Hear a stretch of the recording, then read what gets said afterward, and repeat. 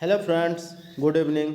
आप लोगों का एक बार फिर से स्वागत है हमारे यूट्यूब चैनल MSH क्लासेस पर। दोस्तों, आप लोग किसी भी कम्पिटिटिव एग्ज़ाम्स की तैयारी कर रहे हैं तो ये वीडियो लेक्चर आपके लिए काफ़ी हेल्पफुल होने वाली है, क्योंकि आज के टॉपिक में हम लोग पंचवर्षीय योजना पढ़ने जा रहे हैं जो एग्ज़ाम से रिलेटेड मोस्ट इम्पोर्टेंट टॉपिक है। और हाँ दोस्तों, इससे झारखंड सचिवालय में एक क्वेश्चन रहने वाला है, तो आप लोग इस टॉपिक को विस्तार से जानने के लिए वीडियो में अंत तक बने रहें और वीडियो पसंद आए तो लाइक, शेयर एंड सब्सक्राइब कर लें। तो चलिए दोस्तों, सबसे पहले हम लोग नियोजन का इतिहास देखते हैं। नियोजन की अवधारणा को सर्वप्रथम 1924 में सोवियत रूस से अपनाया गया। जो नियोजन है दोस्तों, नियोजन की अवधारणा को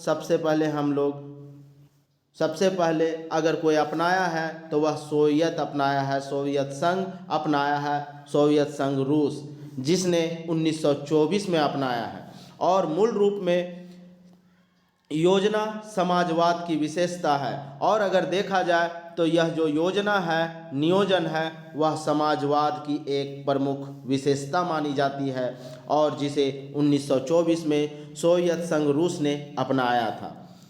परंतु भारत में योजना को मिश्रित अर्थव्यवस्था के रूप में अपनाया गया।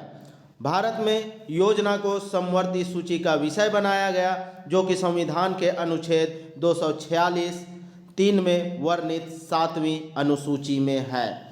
दोस्तों, हम लोग जानते हैं भारतीय संविधान में समवर्ती सूची एक है, जो हमारा भारत के संविधान में 12 अनुसूची जो दिया गया है, उसमें से एक अनुसूची है 7वीं अनुसूची, जिसमें समवर्ती सूची का उल्लेख है। और इसी समवर्ती सूची के अंतर्गत नियोजन को अपनाया गया है, नियोजन को रखा गया है, और यह संविधान के अनुच्छेद 246(3) के अंतर्गत वर्णित है। अब हम लोग देखते हैं योजना की परिभाषा। योजना समय की एक निर्धारित अवधि के अंतर्गत एक समय है वह निर्धारित है, और उसके अंतर्गत पूर्व निर्धारित लक्ष्यों की प्राप्ति के लिए संसाधनों के नियमन और निर्देशन किया जाना ही क्या कहलाता है? योजना कहलाता है। कहने का अर्थ है दोस्तों, जब किसी भी योजना के लिए हम लोग पूर्व में जो निर्धारित अवधि है, एक निर्धारित अवधि है, और उसमें उस लक्ष्य को प्राप्त करने के लिए जो जो तरीके अपनाते हैं, वही सब मेरा योजना कहलाता है। तो उसी का निर्देशन और नियमन योजना कहलाता है। हमारे पास जो मौजूद संसाधन है, उन संसाधनों का उचित तरह से प्रयोग करना, जिससे कि हम लक्ष्य की प्राप्ति कर सकें समय पे, उसे ही हम योजना कहेंगे। अब योजना देखते हैं कि योजना कितने प्रकार के होते हैं, क्योंकि हम लोग अभी योजना का इतिहास पढ़ने जा रहे हैं। ये सिर्फ भारत की इतिहास नहीं है, यह इतिहास जो पूरे वर्ल्ड में प्रचलित है, उस इतिहास की बात कर रहे हैं। इससे भी क्वेश्चन रहता है, इसलिए आप लोग इसे ध्यान से देखिए। योजना के प्रकार। योजना के पहला प्रकार है आदेशात्मक एवं निर्देशात्मक नियोजन। दूसरा है प्रोत्साहनात्मक एवं सांकेतिक नियोजन। और तीसरा है भौतिक एवं वित्तीय नियोजन। चौथा है दृश्यपरक नियोजन। और पांचवा है केंद्रीकृत नियोजन। और छठा है विकेंद्रीकृत नियोजन। दोस्तों, यह जो प्रकार है, यह आपको प्रीलिम्स एग्ज़ाम में या ऑब्जेक्टिव एग्ज़ाम में बहुत ज़्यादा इम्पोर्टेंट नहीं है, लेकिन फिर भी इससे क्वेश्चन रहता है। लेकिन अगर मेंस के दृश्य से देखा जाए, परिदृश्य से, तो यह टॉपिक बहुत ही महत्वपूर्ण हो जाता है, क्योंकि मेंस के टॉपिक में केंद्रीकृत नियोजन पढ़ना है, विकेंद्रीकृत पढ़ना है, और आदेशात्मक एवं निर्देशात्मक भी पढ़ना है। तो चलिए एक एक करके हम विस्तार से हर एक प्रकार को देखते हैं। सबसे पहला है आदेशात्मक एवं निर्देशात्मक नियोजन। अब आदेशात्मक एवं निर्देशात्मक नियोजन होता क्या है? इसे हम लोग जानते हैं। आदेशात्मक नियोजन में आदेशतः बाजार प्रणाली का स्थान पूरी तरह से ग्रहण कर लिया जाता है। अगर देखा जाए आदेशात्मक नियोजन में तो क्या है, जो बाजार प्रणाली है, और बाजार हम लोग जानते हैं मांग एवं पूर्ति के नियम पे काम करता है, तो उसका स्थान पूरी तरह से जो योजना है वह ग्रहण कर लेता है। और निजी क्षेत्र को किसी भी प्रकार से स्वतंत्र रूप से कार्य करने की आज़ादी नहीं होती है। और जो निजी क्षेत्र होता है, निजी क्षेत्र का प्रमुख उद्देश्य लाभ के परिदृश्य से काम करना होता है, लाभ की आकांक्षा से काम करना होता है। उसे यह निजी नहीं दिया जाता है, स्वतंत्रता नहीं दिया जाता है। यह किस प्रकार के नियोजन में होता है, यह आदेशात्मक नियोजन के प्रकार में होता है। उसमें बाजार की स्वतंत्रता को छीन ली जाती है। भारत में आज़ादी से पूर्व आदेशात्मक नियोजन की व्यवस्था प्रचलित थी। अगर दोस्तों हम लोग देखेंगे तो भारत में आज़ादी से पूर्व आदेशात्मक नियोजन की जो व्यवस्था है वह प्रचलित थी, यह देखने को हम लोग को मिलता है। जबकि निर्देशात्मक नियोजन में आदेशतः बाजार प्रणाली का स्थान पूरी तरह से ग्रहण नहीं किया जाता है। अगर हम लोग देखते हैं तो बाजार प्रणाली जो है उसका स्थान पूरी तरह से ग्रहण नहीं करता है, यह होता है निर्देशात्मक नियोजन में। निर्देशात्मक नियोजन में बाजार को अपने अनुरूप चलने दिया जाता है और जो योजना होता है वह बाजार प्रणाली का स्थान ग्रहण नहीं करता है, बल्कि अपने आप को बाजार में सुधार का एक साधन मानता है। और जो निर्देशात्मक होता है वह बाजार में सुधार का एक अपने आप को साधन मानता है जो बाजार में सुधार कर सके। समाजवादी देशों में निर्देशात्मक नियोजन व्यवस्था का ही स्वरूप पाया जाता है। अगर हम लोग देखते हैं तो जो भी समाजवादी देश होता है उसमें निर्देशात्मक नियोजन की जो व्यवस्था है वह प्रचलित है।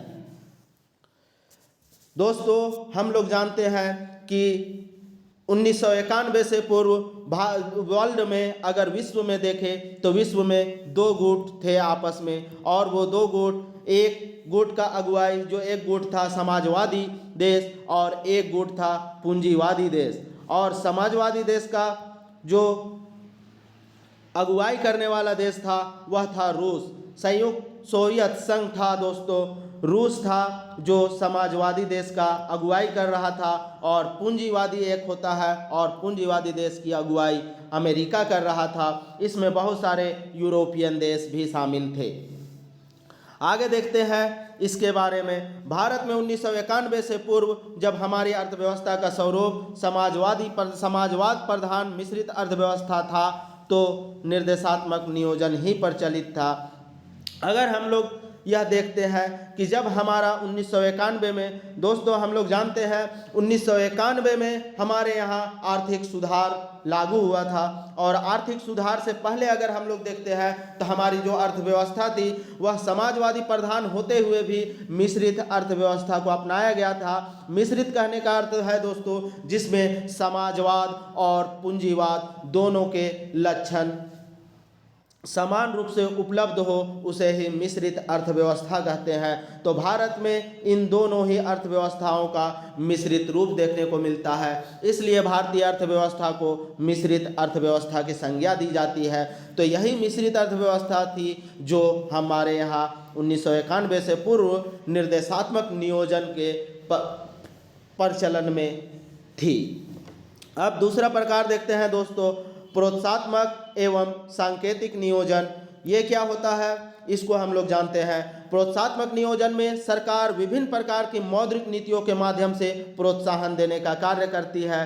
कहने का अर्थ है दोस्तों जो प्रोत्साहनात्मक नियोजन है उसमें सरकार जो है विभिन्न प्रकार की मौद्रिक नीति के माध्यम से इसे क्या करती है, प्रोत्साहन देती है। अब हम लोग यहाँ पे एक चीज़ जानते हैं कि जो मौद्रिक नीति है, मौद्रिक नीति का संयोजन कौन करता है, तो भारत का एक केंद्रीय बैंक होता है, वह मौद्रिक नीति का संचालन करता है जिसे हम लोग RBI के नाम से जानते हैं। रिजर्व बैंक ऑफ इंडिया ही मौद्रिक नीति का संचालन करता है। और इसके माध्यम से ही सरकार इसे प्रोत्साहन देने का काम करती है। जबकि सांकेतिक नियोजन में सरकार निजी क्षेत्र को विकास के क्षेत्र की ओर संकेत करती है और वहाँ पर आधारभूत ढांचा को विकसित करने का प्रयास करती है। कहने का अर्थ है दोस्तों, सांकेतिक नियोजन में सरकार जो है वह निजी क्षेत्र को संकेत दे देती है, इशारा कर देती है कि इस क्षेत्र का विकास करना है। लेकिन हम लोग जानते हैं निजी क्षेत्र जो होता है वह लाभ के उद्देश्य से काम करता है, इसलिए वह आधारभूत ढांचा के विकास पे महत्वपूर्ण भूमिका अदा नहीं करता है। इसलिए जो आधारभूत ढांचा का विकास है उसमें सरकार महत्वपूर्ण प्रयास करती है, लेकिन निजी क्षेत्र को इसमें आगे आने के लिए प्रोत्साहन देती है। आगे देखते हैं, पूंजीवादी देशों में सांकेतिक या प्रोत्साहनात्मक नियोजन का स्वरूप ही पाया जाता है। अगर पूंजीवादी देश में हम लोग देखेंगे जिसकी अगुवाई अमेरिका और यूरोपियन देश कर रहे हैं, उसमें सांकेतिक या प्रोत्साहनात्मक नीति का नियोजन का ही स्वरूप पाया जाता है। भारत में 1991 से एलपीजी में जब हमारी अर्थव्यवस्था बाजार प्रधान मिश्रित अर्थव्यवस्था के रूप में आई, तब से हमारे नियोजन का स्वरूप भी सांकेतिक नियोजन का ही हो गया। कहने का अर्थ है दोस्तों, जब से हम लोग आर्थिक सुधार जिसमें एलपीजी, वैश्वीकरण, निजीकरण एवं ग्लोबलाइजेशन और लिबरलाइजेशन, ये सब को जब हम लोग अपनाए 1991 में, तब से अगर हमारी अर्थव्यवस्था को देखेंगे तो यह तो मिश्रित अर्थव्यवस्था है ही, लेकिन यह सांकेतिक नियोजन के आधार पे ही क्या करती है, काम करती है। अर्थात वर्तमान में भारत में सांकेतिक नियोजन को ही अपनाया गया है। अगर देखा जाए वर्तमान में तो भारत में सांकेतिक नियोजन का ही प्रचलन देखने को मिलता है। आगे देखते हैं, वित्तीय एवं भौतिक नियोजन। वित्तीय एवं भौतिक नियोजन क्या होता है, इसके बारे में अच्छे से देखिए। जब आर्थिक संसाधनों की व्यवस्था पहले कर ली जाए और उसके बाद व्यय की योजना बनाई जाए तो उसे वित्तीय नियोजन कहते हैं। कहने का अर्थ है दोस्तों, जब हम सबसे पहले आर्थिक संसाधनों की व्यवस्था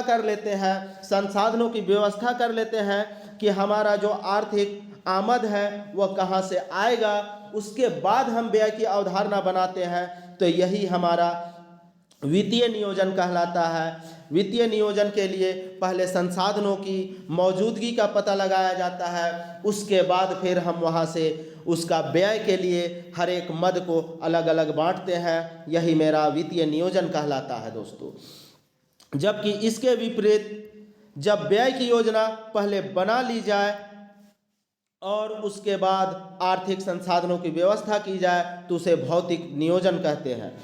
इसके विपरीत क्या है दोस्तों, जब हम सबसे पहले खर्च कहाँ कहाँ करना है, कितना कितना खर्च करना है, खर्च का सबसे पहले उल्लेख करते हैं, उसके बाद इस खर्च को पूरा करने के लिए आर्थिक संसाधनों की पूर्ति करते हैं, व्यवस्था करते हैं कि यह जो व्यय करेंगे इतना इतना, तो यह पैसा मेरा कहाँ से आएगा, इसकी पूर्ति करना ही भौतिक नियोजन कहलाता है।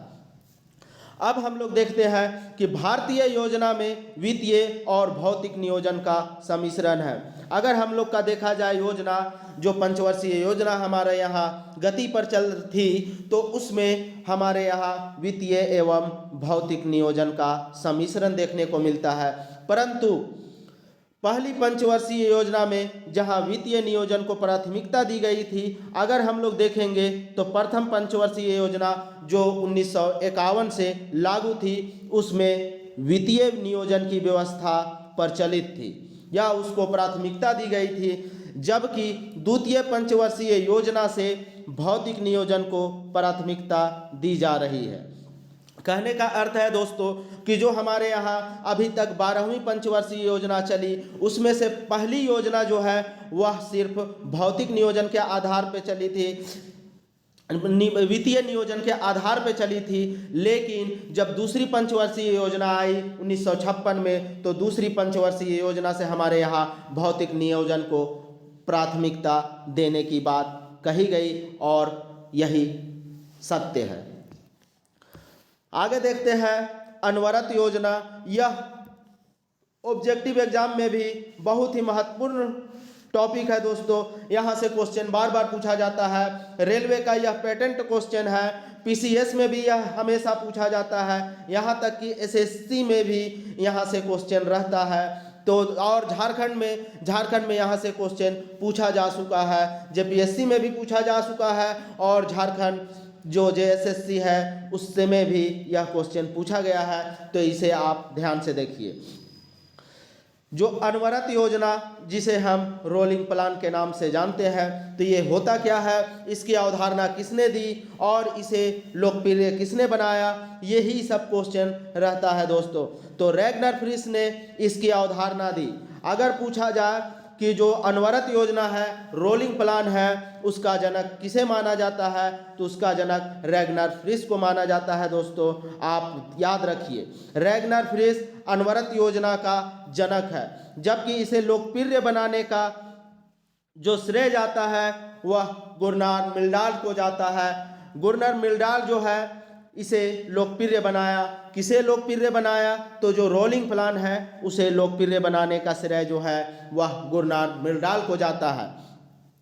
रोलिंग प्लान के तहत हम योजनाओं का उनकी अवधि समाप्त होने से पहले ही बीच में उसका मूल्यांकन करते हैं। रोलिंग प्लान होता क्या है दोस्तों, जब कोई योजना अपने गति पर रहती है तो उसे जब वह उसकी अवधि समाप्त नहीं होती है, फिर भी बीच में ही उसका मूल्यांकन करते हैं, उसकी देखरेख करते हैं, तो यही मेरा रोलिंग प्लान कहलाता है, यही मेरा अनवरत योजना कहलाता है। अब भारत में देखते हैं, भारत के परिदृश्य में रोलिंग प्लान कब आया और यह इसकी भूमिका क्या है। तो भारत में देखते हैं, भारत में रोलिंग प्लान 1978 में लागू किया गया, जबकि 1997-98 से इसी के तहत तिमाही विकास दर का आकलन किया जा रहा है। भारत में 1978 में अनवरत योजना जो है उसको लागू किया गया। कौन लागू किया, तो जनता पार्टी की सरकार ने 1978 में इसे लागू किया।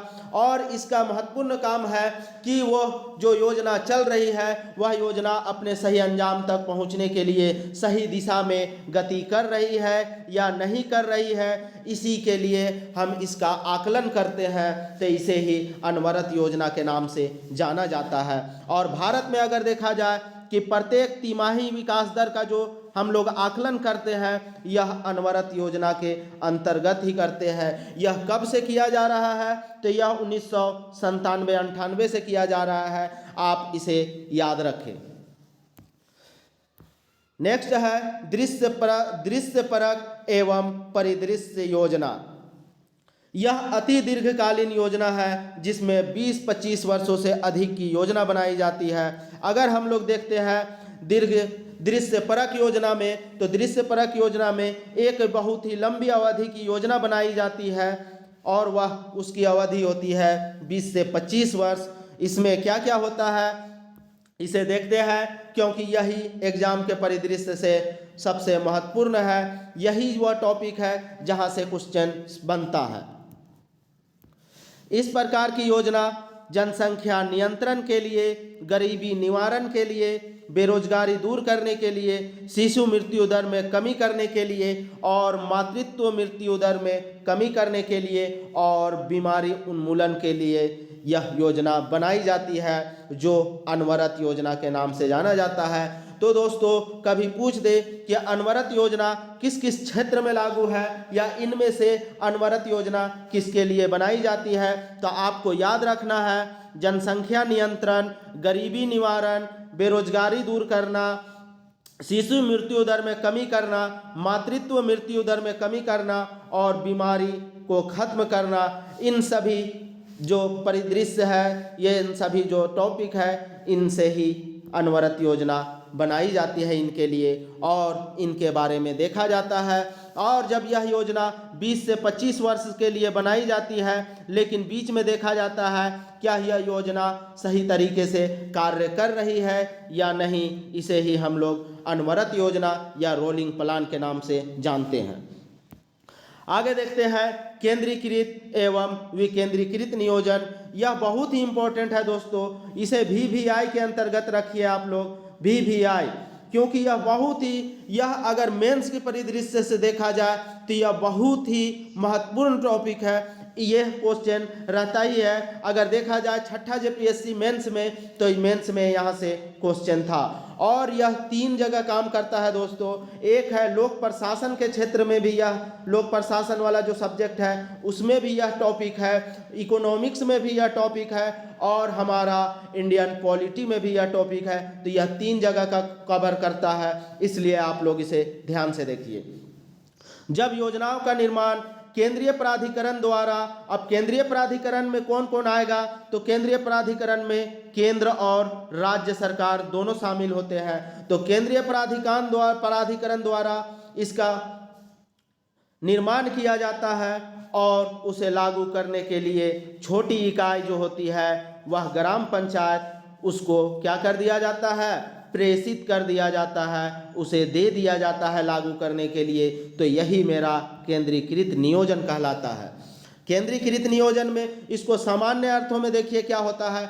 केंद्रीकृत नियोजन में जो योजना बनता है वह केंद्रीय संस्थाओं के द्वारा बनाया जाता है और उसे लागू करने की जिम्मेदारी जो होती है वह ग्राम पंचायत के स्तर पे दी जाती है। तो इसे ही केंद्रीकृत नियोजन कहा जाता है दोस्तों। और गांधी जी की यह अवधारणा थी कि यह जो केंद्रीय नियोजन है उसके जगह में विकेंद्रीकृत नियोजन को लागू किया जाए। तो यह गांधी की जो अवधारणा है, गांधी के जो विचार है, उसके जस्ट यह विपरीत कार्य कर रही है। तो इसलिए आगे हम लोग देखेंगे विकेंद्रीकृत नियोजन की अवधारणा क्यों प्रबल हुई। जब योजना बनाने का कार्य इकाई स्तर पर हो तथा उसे अनुमोदन तथा संसाधन प्राप्त करने के लिए केंद्र एवं राज्य स्तर पर प्रेषित कर दिया जाता है तो उसे विकेंद्रीकृत नियोजन कहते हैं। और यह विकेंद्रीकृत नियोजन जो है वह गांधी जी की अवधारणा थी, गांधी जी का एक विचार था जो पूरे भारत में लागू करने का उनका सपना था। क्योंकि विकेंद्रीकृत नियोजन से लोगों में प्रत्यक्ष भागीदारी बढ़ती है और वह शासन में प्रत्यक्ष रूप से भागीदार बन के अपनी समस्याओं को समाधान करने के लिए आगे आ सकता है। तो इसमें क्या होता है दोस्तों, विकेंद्रीकृत नियोजन विकेंद्रीकृत नियोजन में होता है कि हम लोग जो होता है निचले स्तर पे क्या बनाया जाता है, योजना बनाया जाता है और उस योजना की पूर्ति के लिए जो संसाधन लगेंगे उस संसाधनों की पूर्ति के लिए केंद्र और राज्य सरकार को योजना को भेज दिया जाता है। तो यही मेरा विकेंद्रीकृत नियोजन कहलाता है। भारत में आज़ादी से पूर्व 1977 तक पंडित जवाहरलाल नेहरू के नेतृत्व में केंद्रीकृत नियोजन को अपनाया गया था। अगर हम लोग देखेंगे आज़ादी से पूर्व यानी कि 1977 तक पंडित जवाहरलाल नेहरू के नेतृत्व में केंद्रीकृत नियोजन ही हमारे यहाँ लागू था। परंतु जब 1977-78 में जब जनता पार्टी की सरकार आई तो उसने केंद्रीकृत नियोजन को त्यागते हुए विकेंद्रीकृत नियोजन को अपनाया। क्योंकि हम लोग देखते हैं कि जो जनता पार्टी की सरकार थी उसमें बहुत सारे ऐसे नेता थे जो गांधी के विचारधाराओं को मानने वाले थे, इसलिए उन्होंने गांधी के विचारधारा को आगे बढ़ाने के लिए अपना पुरजोर कोशिश किए और इसे भारतीय योजना में शामिल किए। तो यह 1977-78 के बाद हमारे यहाँ विकेंद्रीकृत नियोजन की जो प्रधानता है वह देखने को मिलती है। वर्तमान में विकेंद्रीकृत नियोजन के तहत ही पंचायती राज व्यवस्था को सशक्तिकरण करने की बात की जा रही है। अगर वर्तमान में हम लोग देखेंगे तो जो पंचायती राज व्यवस्था है उसे विकेंद्रीकृत करने का जो काम है वह, उसे सशक्तिकरण करने का जो काम है वह विकेंद्रीकृत नियोजन के आधार पे ही हो रहा है। और वर्तमान में पंचायती राज व्यवस्था जो है अपने सशक्त रूप में देखने को मिल रही है। आगे देखते हैं भारत में आर्थिक नियोजन का इतिहास। यहाँ से बहुत ही इम्पोर्टेंट है, यहाँ से क्वेश्चन हर एग्जाम में बनता है दोस्तों, इसलिए आप लोग इसे ध्यान दें। भारत के संदर्भ में नियोजन का विचार सर्वप्रथम 1934 में किसके द्वारा, एम विश्वेश्वरैया के द्वारा दिया गया। जो नियोजन है उसका जनक अगर किसे माना जाता है तो उसका जनक है एम विश्वेश्वरैया को माना जाता है। भारत में ध्यान दीजिएगा, भारत में नियोजन का जनक किसे माना जाता है तो एक व्यक्ति है एम विश्वेश्वरैया, इसे ही भारतीय नियोजन का जनक माना जाता है। और यह जनक है, उसकी एक पुस्तक है, उनकी एक पुस्तक, तो उन पुस्तक का नाम भी बार बार पूछा जाता है एग्जाम से दोस्तों, तो इसका पुस्तक का नाम भी आपको याद रखना है। पुस्तक का नाम है ए प्लान्ड इकोनॉमी फॉर इंडिया। बोल देगा कभी क्वेश्चन में कि आपका जो नियोजन है भारत में नियोजन, वह किस पुस्तक से ली गई है या किस पुस्तक से नियोजन की अवधारणा प्रस्तुत होती है, तो आपको जवाब देना है ए प्लान्ड इकोनॉमी फॉर इंडिया पुस्तक में नियोजन की अवधारणा प्रस्तुत की गई है। और किसके द्वारा, यह किसकी बुक है तो यह बुक एम विश्वेश्वरैया की है। और यह बुक कब पब्लिश हुआ तो 1934 में, तो इसे आप याद रखिए। इसलिए एम विश्वेश्वरैया को भारतीय नियोजन का जनक भी कहा जाता है। इनकी जो बुक थी ए प्लान्ड इकोनॉमी फॉर इंडिया, इसमें इन्होंने नियोजन के बारे में बताया था, इसलिए इसे नियोजन का जनक भी कहा जाता है। 1938 में कांग्रेस ने पंडित नेहरू की अध्यक्षता में 15 सदस्यीय राष्ट्रीय नियोजन समिति का गठन किया। नियोजन का इतिहास में देखते हैं दोस्तों, तो 1938 में पंडित जवाहरलाल नेहरू के अध्यक्षता में एक 15 सदस्यीय समिति का गठन किया जाता है, जिसे राष्ट्रीय नियोजन समिति बोला जाता है, के नाम से जाना जाता है। तो यह किसके लिए बनाया गया था, नियोजन के इतिहास के लिए, नियोजन को सही रूप देने के लिए बनाया गया था। लेकिन यह समिति अपनी रिपोर्ट देने ही वाली थी। जो राष्ट्रीय नियोजन समिति थी, जो नेहरू के नेतृत्व में एक समिति गठित हुई थी, यह अपनी रिपोर्ट देने ही वाली थी कि 3 सितंबर 1939 से द्वितीय विश्व युद्ध प्रारंभ हो जाता है।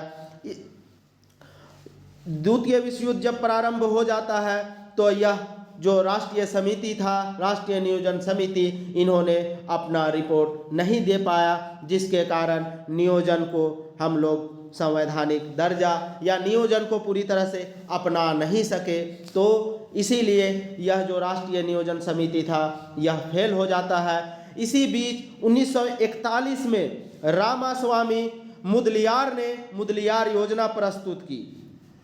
दोस्तों याद रखिएगा, सबसे पहले राष्ट्रीय नियोजन समिति आता है, उसके बाद रामास्वामी मुदलियार समिति योजना बनता है। ठीक है, तो आप लोग याद रखिएगा, इसका डेट है 1941। आगे देखते हैं, उसके बाद मुदलियार योजना के बाद आगे कौन सा योजना हमारे यहाँ चलन पे आता है। तो यह सब इतिहास से है, इतिहास योजना का इतिहास पढ़ रहे हैं दोस्तों, तो यहाँ से क्वेश्चन बनता है और योजना के इतिहास में यह बार बार क्वेश्चन रिपीट होता है। तो योजना बॉम्बे प्लान क्या है, बॉम्बे प्लान किनके द्वारा लाया गया, कब लाया गया, कौन से पत्र के द्वारा इसे लाया गया, इन सब को हम लोग देखते हैं।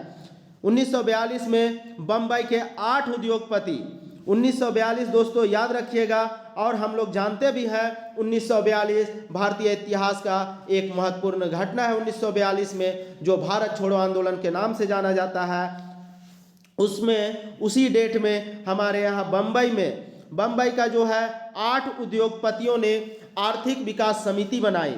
उन 8 उद्योगपति ने क्या बनाया, आर्थिक विकास समिति बनाया, जिसने 1944 में, और यह समिति जो बनाया था 42 में, उसने 1944 में एक पत्र जारी करता है। उस पत्र का नाम है a plan for economic development in India. याद रखिएगा दोस्तों, 1944 में a plan for economic development in India नामक पत्र प्रस्तुत किया, जिसे बॉम्बे प्लान के नाम से जाना जाता है। और यही वह पत्र है, यही वह प्रपत्र है जिसे हम लोग बॉम्बे प्लान के नाम से जानते हैं। और यह जो बॉम्बे प्लान है, यह पूंजीवादी विचारधारा पर आधारित थी। पूंजीवादी विचारधारा पर क्यों आधारित थी, क्योंकि इसमें उद्योगपति लोग शामिल थे, और उद्योगपतियों का लक्ष्य ही होता है कि पूंजी के माध्यम से अपने आप को विकास पे लाना। तो इसलिए याद रखिएगा, जो बॉम्बे प्लान था वह पूंजीवादी विचारधारा पर आधारित था। विचार, जिसमें आधारभूत उद्योगों के विकास पर बल दिया गया। और यह जो बॉम्बे प्लान था उसमें आधारभूत उद्योगों के विकास पे बल दिया गया। अब यहाँ पे एक क्वेश्चन अराइज होता है दोस्तों कि आधारभूत उद्योग होता क्या है। तो आधारभूत उद्योग के बारे में हम लोग थोड़ा सा जान लेते हैं कि आधारभूत उद्योग उन उद्योगों को कहा जाता है जो बाकी अन्य उद्योगों के लिए एक साधन के रूप में काम करता है या अन्य उद्योगों को आगे बढ़ाने में अपनी महत्वपूर्ण भूमिका निभाता है, उसे ही आधारभूत उद्योग कहा जाता है। ठीक है दोस्तों, अब हम लोग देखते हैं, नेक्स्ट देखते हैं नियोगी समिति। अगर देखा जाए तो सबसे ज़्यादा इम्पोर्टेंट यही नियोगी समिति है, क्योंकि नियोगी समिति के सिफारिश पे ही भारत में योजना आयोग का गठन किया जाता है। इसलिए आप अगर बाकी को नहीं भी याद रहे तो चल सकता है काम, लेकिन नियोगी समिति हर हाल में आपको याद रखना ही होगा। 2 सितंबर 1946 में अंतरिम सरकार के गठन के बाद, जब हमारे यहाँ 2 सितंबर 1946 को अंतरिम सरकार का गठन होता है, उसके बाद अक्टूबर 1946 में केसी नियोगी की अध्यक्षता में प्लानिंग बोर्ड का गठन होता है। कब गठन होता है दोस्तों? तो अक्टूबर 1946 में किसकी अध्यक्षता में? केसी नियोगी की अध्यक्षता में। और हमारे यहाँ अगर एक क्वेश्चन यहाँ पे यह भी बनता है, अंतरिम सरकार का गठन कब होता है डेट के साथ? तो अंतरिम सरकार का गठन तो हम लोग जानते हैं 1946 में, लेकिन अगर डेट पूछ दे तो डेट है दोस्तों 2 सितंबर। जिसने भारत में सबसे पहले जो केसी नियोगी जो प्लानिंग बोर्ड का गठन हुआ, उसने भारत में सबसे पहले योजना आयोग की स्थापना की सिफारिश की। कौन सा समिति था दोस्तों? तो केसी नियोगी समिति ने ही सबसे पहले योजना आयोग की स्थापना का क्या दिया? सिफारिश दिया। नेक्स्ट देखते हैं दोस्तों इतिहास में कोलंबो योजना।